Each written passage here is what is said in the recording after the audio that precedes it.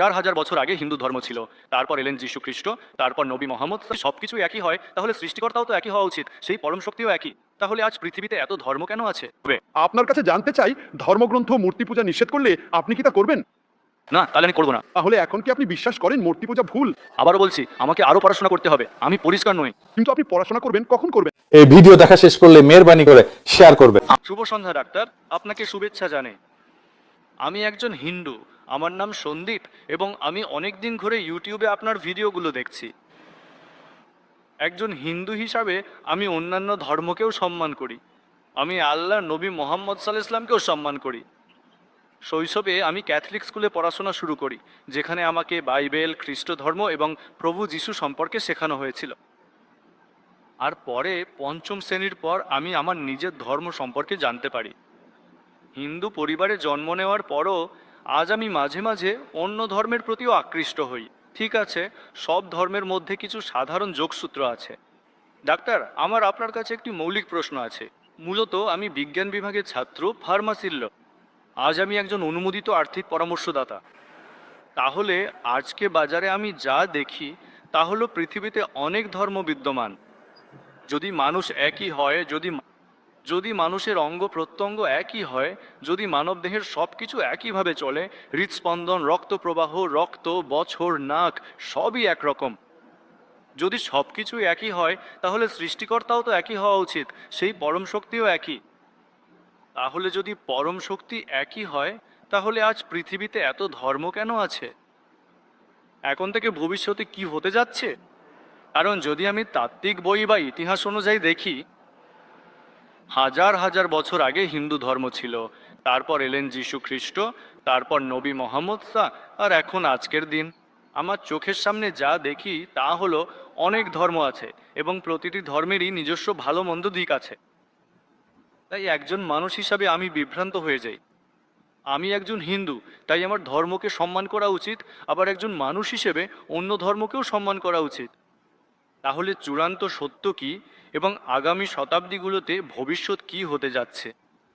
ভাইয়ের প্রশ্নটি চমৎকার। 4000 বছরে এত ধর্ম কিভাবে এলো? প্রথমে হিন্দু ধর্ম, 2000 বছর আগে যিশু ও খ্রিস্ট ধর্ম, আর 1400 বছর আগে মোহাম্মদ ও ইসলাম এলো। এগুলোর কিছু মিল থাকলেও অনেক কিছু পরস্পর বিরোধী। এত বেশি বিভ্রান্তি রয়েছে। ঈশ্বর, আমাদের সৃষ্টিকর্তা একজনই, মানবদেহ তো একই রকম, তাহলে সৃষ্টিকর্তাও তো একই হওয়া উচিত, তাহলে এই বিভ্রান্তি কেন? এটা খুব ভালো প্রশ্ন। এর উত্তর দেওয়া হয়েছে কোরআনে সূরা আল ইমরান 3 নম্বর অধ্যায় 19 নম্বর আয়াতে। সেখানে বলা হয়েছে, ইন্না দিনা ইন্দাল্লাহিল ইসলাম, আল্লাহর কাছে গ্রহণযোগ্য একমাত্র ধর্ম হচ্ছে ইসলাম। অর্থাৎ আল্লাহর কাছে নিজের ইচ্ছা সমর্পণ করে যে শান্তি অর্জিত হয় সেটাই ইসলাম। সর্বশক্তিমান আল্লাহ মানুষকে একটাই ধর্ম দিয়েছেন। আমি আগেও বলেছি, আল্লাহ একটাই ধর্ম পাঠিয়েছেন, কিন্তু তিনি অনেক নবী রাসূল পাঠিয়েছেন। তিনি যখন নবী রাসূল পাঠিয়েছেন, যারা বার্তা পেয়েছিলেন, সময়ের সাথে সাথে সেই বার্তা পরিবর্তিত হয়ে গেছে। আবার নতুন একজন নবী এসেছেন, তিনি নতুন বার্তা নিয়ে এসেছেন। আবার মানুষ সেই বার্তা পরিবর্তন করেছে, আবার নতুন একজন নবী এসেছেন। এভাবে যুগের পর যুগ ধরে এটা ঘটেছে।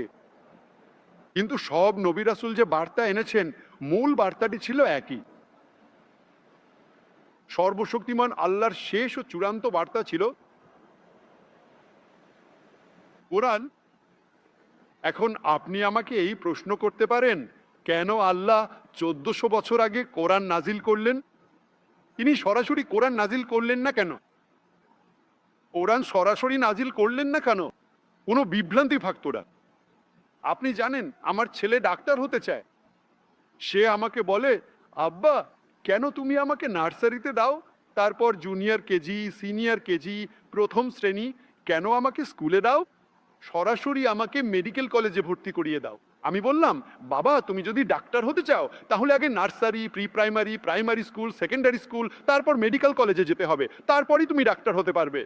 তুমি সরাসরি মেডিকেল কলেজে ভর্তি হতে পারবে না, কারণ তুমি কিছুই বুঝবে না। তাই আল্লাহ সুবহানাহু ওয়া তাআলা, যিনি আমাদের সৃষ্টিকর্তা, তিনি খুব ভালো করেই জানেন, মানুষ যদি আগেই কোরআন পেত তাহলে তারা পুরো বার্তাটা বুঝতে পারতো না। 1400 বছর আগে সর্বশক্তিমান আল্লাহ, যিনি আমাদের সৃষ্টিকর্তা, তিনি জানতেন এই সময়টাই এসেছে যখন মানুষ কোরআনের বার্তা বুঝতে পারবে। একদম একদম এইটাই তার কারণ। আগে তিনি যেসব বার্তা পাঠিয়েছিলেন সেগুলো ছিল কিন্তু সম্পূর্ণ ছিল না, কারণ মানুষ তখনও বুঝতে পারতো না, ধরতে পারতো না। যখন বার্তা পরিবর্তন হয়েছে তখন তিনি নতুন বার্তা, নতুন রাসূল পাঠিয়েছেন। এই কারণেই কোরআনের আগে যত বার্তা এসেছে সেগুলো নির্দিষ্ট কিছু মানুষের জন্যই ছিল এবং নির্দিষ্ট একটা সময় পর্যন্ত অনুসরণ করার জন্যই ছিল। শেষ ও চূড়ান্ত রাসূল হযরত মুহাম্মদ সাল্লাল্লাহু আলাইহি ওয়াসাল্লামের আগে যত রাসূল এসেছেন তারা সবাই শুধু নির্দিষ্ট একটি গোষ্ঠীর জন্যই পাঠানো হয়েছিলেন এবং নতুন কোনো বার্তা আসা পর্যন্ত সেটাই অনুসরণ করার কথা ছিল। সর্বশক্তিমান আল্লাহ জানতেন 1400 বছর আগেই সেই সময় এসেছে যখন মানুষ কোরআনের চূড়ান্ত বার্তা বুঝতে পারবে। তখনই তিনি তা নাজিল করেছেন এবং তিনি শেষ ও চূড়ান্ত রাসূল হযরত মুহাম্মদ সাল্লাল্লাহু আলাইহি সাল্লামের মাধ্যমে এই বার্তা পাঠিয়েছেন। কোরআন যেহেতু শেষ ও চূড়ান্ত বার্তা, তাই এটি শুধু মুসলিম বা আরবদের জন্যই নয়, এটি কোনো নির্দিষ্ট গোষ্ঠীর জন্য ছিল না, বরং সমগ্র মানব জাতির জন্য ছিল। আগের সব রাসূলই নির্দিষ্ট একটি গোষ্ঠীর জন্য পাঠানো হয়েছিলেন এবং তাদের বার্তা নির্দিষ্ট সময় পর্যন্তই অনুসরণ করার কথা ছিল, কারণ হযরত মুহাম্মদ সাল্লাল্লাহু আলাইহি ওয়াসাল্লাম ছিলেন শেষ ও চূড়ান্ত রাসূল। তিনি শুধু মুসলিম বা আরবদের জন্য পাঠানো হননি, বরং সমগ্র মানব জাতির জন্য পাঠানো হয়েছিলেন। কিন্তু আজকে আপনি আমাকে জিজ্ঞেস করেন কেন এত ধর্ম আছে? আমাদের সৃষ্টিকর্তা শুধু একটাই ধর্মই পাঠিয়েছিলেন। আমরা মানুষই বারবার পরিবর্তন করেছি, কিন্তু বিকৃত অবস্থাতেও আমার কাছে একটি সূত্র আছে। আমার কাছে এমন একটা সূত্র আছে যা কোনো মানুষকেই বিরক্ত করবে না। আমি সব মানুষকে বলি অন্তত এটুকু বিশ্বাস করুন যে একটি ধর্মগ্রন্থ আছে যা 100% আল্লাহর বাণী।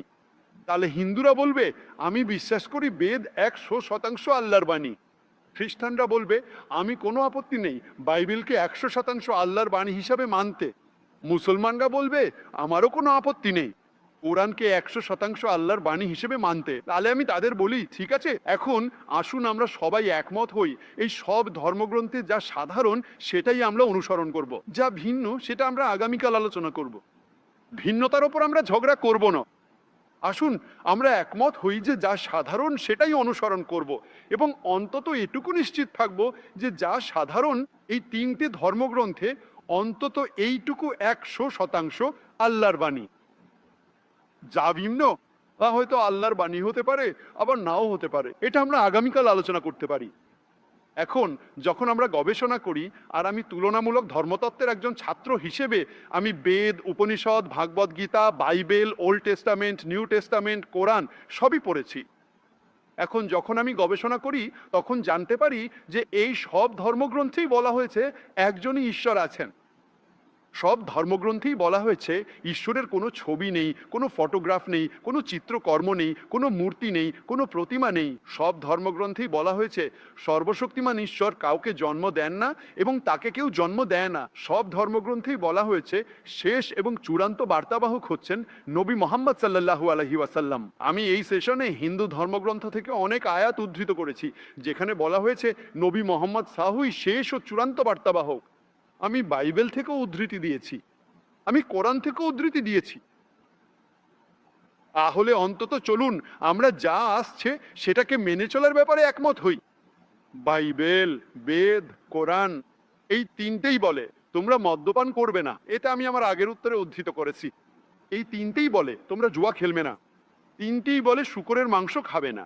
আসুন সাধারণ বিষয়ে একমত হই।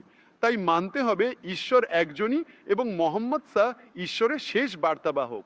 তুমি মদ্যপান করবে না, তুমি শূকরের মাংস খালে না, নামাজ পড়তে হলে আমাদের সিজদা করতে হয়, এসবই সাধারণ বিষয়।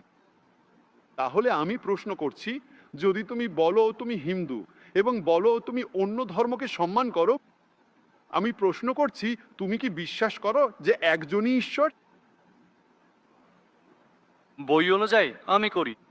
তুমি কি বিশ্বাস করো যে মূর্তি পূজা নিষিদ্ধ? এটা একটু বিভ্রান্তিকর বিষয়। হিন্দু ধর্মগ্রন্থে এটা খুবই স্পষ্ট। যজুর্বেদ অধ্যায় 32 শ্লোক নম্বর 3, সে ঈশ্বরের কোনো প্রতিমা নেই, কোনো ছবি নেই, কোনো আঁকা নেই, কোনো প্রতিচ্ছবি নেই, কোনো মূর্তি নেই, কোনো ভাস্কর্য নেই। একই কথা আবারও বলা হয়েছে শ্বেতাশ্বতর উপনিষদ অধ্যায় 4 শ্লোক 1-9 এও বলা হয়েছে সেই ঈশ্বরের কোনো প্রতিমা নেই, কোনো ছবি নেই, কোনো আঁকা নেই, কোনো ভাস্কর্য নেই, কোনো মূর্তি নেই। কিটা বিভ্রান্তিকর ভাই। মানে আজকে আমার জ্ঞান একেবারে শিশুর মতো। না, কোনো জ্ঞানী কথা বললে তোমার জ্ঞান শিশুর মতো হয়ে যায়, এটা বিশ্বাস করো। আপনার কথা একদম ঠিক, আমি আপনার সাথে পুরোপুরি একমত। তাহলে তুমি এটা বিশ্বাস করো না যেন? যেমনটা বলেছি, আমি নবী মোহাম্মদ সাল্লাল্লাহকে সম্মান করি। সম্মান নয়, সম্মান করা এক জিনিস আর অনুসরণ করা আর এক জিনিস। যদি তুমি কাউকে সম্মান করো তাহলে তার নির্দেশনা অনুসরণ করতে হবে। তাহলে প্রশ্নটা একই দিকে যায়, যেটা আমি আপনাকে জিজ্ঞেস করছিলাম।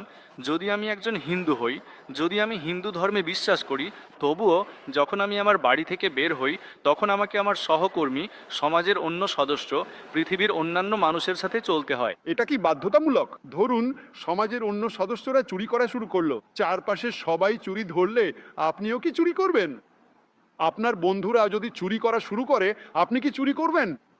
আমাকে নিজেকে রক্ষা করতে হবে। আপনি কি চুরি করবেন, হ্যাঁ না? যদি কেউ আমাকে চুরি করে?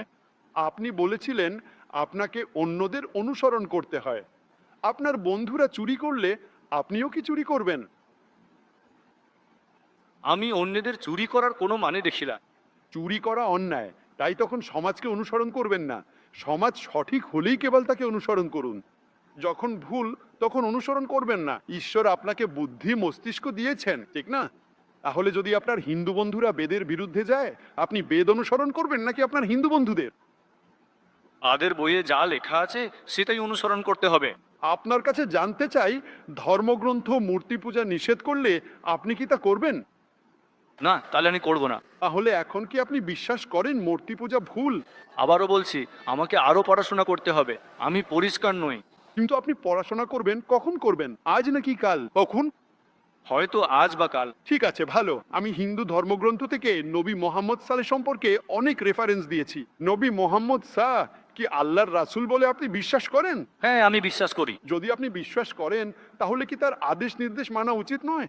হয়তো মানতে হতে পারে। কেন? হয়তো। আবারও বলছি, রেথানি, বিশ্বাস করলে মানতে পারেন, আর সত্যিই বিশ্বাস করলে তো মানতেই হবে। এটা সহজ ইংরেজি। আপনি যদি বলেন তিনি আল্লাহর রাসূল হতে পারেন, তবে হয়তো আমি তাকে অনুসরণ করব। কিন্তু যখন বলেন তিনি নিশ্চয়ই আল্লাহর রাসূল, তখন আপনাকে অবশ্যই তাকে অনুসরণ করতে হবে। কিন্তু একজন আল্লাহর রাসূলকে আপনাকে ধোঁকা দিতে পারেন? নবীকে অনুসরণ করতে কি আমার মুসলিম হওয়া জরুরি? না। মোহাম্মদ সাহাকে অনুসরণ করতে হলে আপনাকে একজন ভালো হিন্দু ও ভালো খ্রিস্টান হতে হবে। এটাই তো পুরো ব্যাপারটা। আপনি যদি ভালো হিন্দু না হন, আপনি যদি ভালো খ্রিস্টান না হন, তাহলে কখনোই নবী মোহাম্মদ সাল্লাল্লাহু আলাইহি ওয়াসাল্লামকে অনুসরণ করবেন না। কারণ হিন্দু ধর্মগ্রন্থে বলা হয়েছে অন্তিম নিশি খলকি অবতার তিনিই নবী। আমি রেফারেন্স দিয়েছি, জানেন তো? চাইলে আবারও দিতে পারি। আপনি কি চান আমি আবারও হিন্দু ধর্মগ্রন্থে নবী মোহাম্মদের রেফারেন্সগুলো দিই? আমি আপনার রেফারেন্সগুলো শুনেছি, আমাকে সেগুলো ভালোভাবে দেখতে হবে। ঠিক আছে, তাহলে ইনশাল্লাহ আজকে যান। আগামীকাল আমি আপনাকে প্রথম সুযোগ দেব।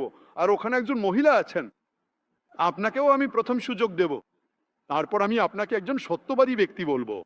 আজকে যান, গুগল করুন, ইন্টারনেটে দেখুন।